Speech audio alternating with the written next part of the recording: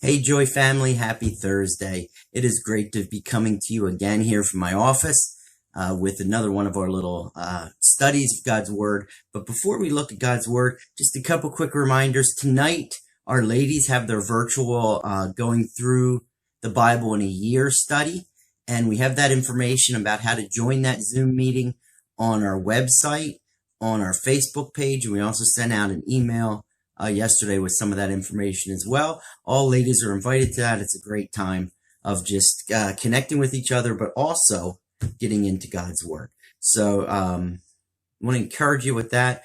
Also, we have our service this coming Sunday at 10 a.m. It's going to be live streamed to you, so you can get that through our website or through our YouTube page. Also, real quick, tomorrow night, Friday night, our youth group will be meeting in person outside. The governor is allowing up to 25 people to meet together. So the youth group's going to be meeting at 7 o'clock over at New Covenant on Edgewood Avenue in Audubon. And we're excited about that. I know Anthony's preparing some real neat things for the kids, and it'd just be great for them to see each other. I was talking to one of our seniors yesterday, our seniors in high school, and he says he's more excited about getting to meet with the youth group than he is about his school now allowing graduation. So that's pretty exciting. So that you don't want to miss that again if you're a student. But anyway, for our study today, we've been looking at the fight of our lives.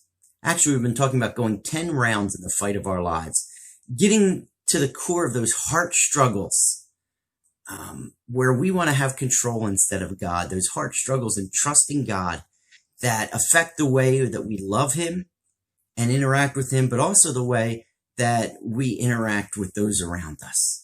And really, these heart struggles are at the core of God's 10 commandments in the Old Testament. So that's really what we've been looking at, and really what's at the core of each of the 10 commandments. The first 4 commandments deal specifically with how we can trust God in loving Him. And then the last 6 commandments are about trusting God so that we can love others better. And we're up to commandment number 8 this Thursday. So it's found in Exodus chapter 20, verse 15. And it's a real short one, real quick one, gets right to the point. It says, "You shall not steal." Pretty cool, isn't it? Now, this command or this prohibition against stealing wasn't just for the Israelites. Other nations had this in their code of law. In fact, most people in the world have some sort of recognized prohibition against stealing. Now, when we talk about stealing, what are we talking about? Well, we're talking about 3 things: taking something without permission, borrowing something without returning, or even cheating someone or with something.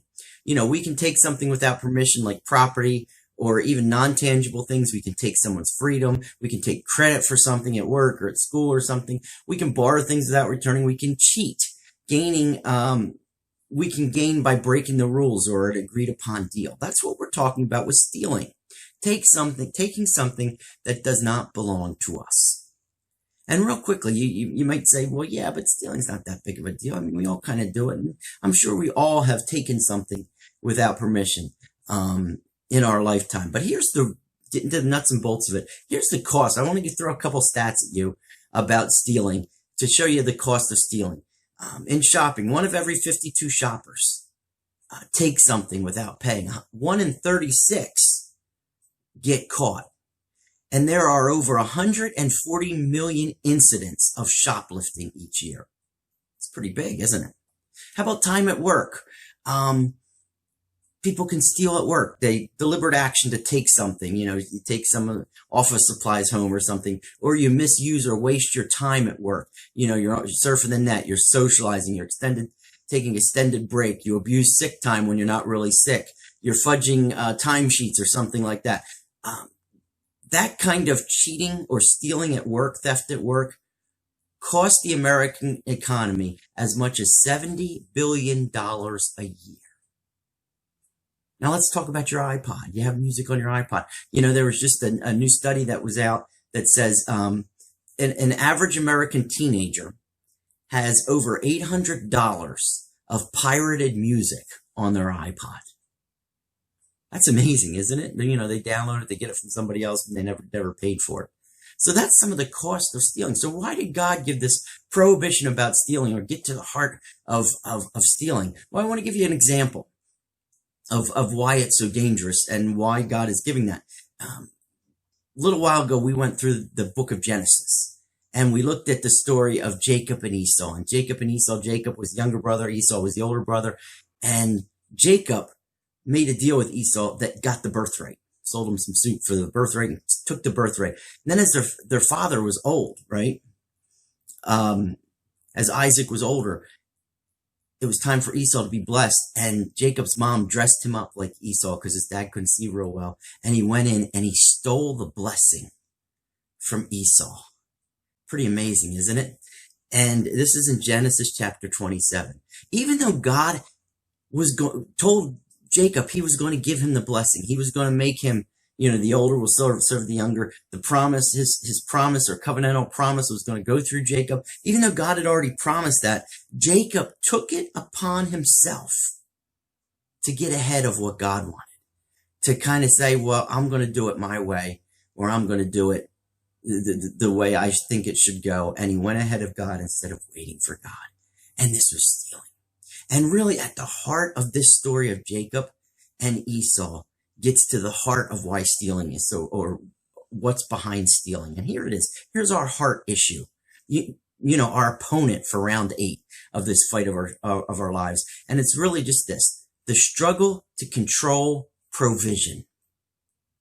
The struggle to control what's provided for us. Instead of trusting God, we want to trust ourselves.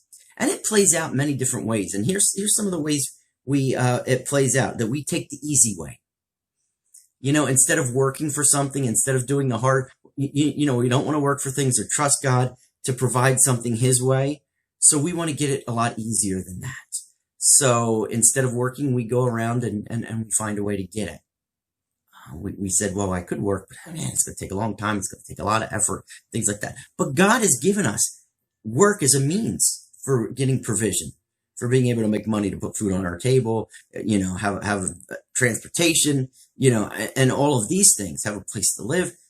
And God's put that out for us. And sometimes we short circuit that because we say, I don't know if I want to work that hard. Ephesians chapter 4:28 says, let the thief no longer steal, but rather let him labor, doing an honest day's work with his own hands, so that he may have something to share with anyone who is in need.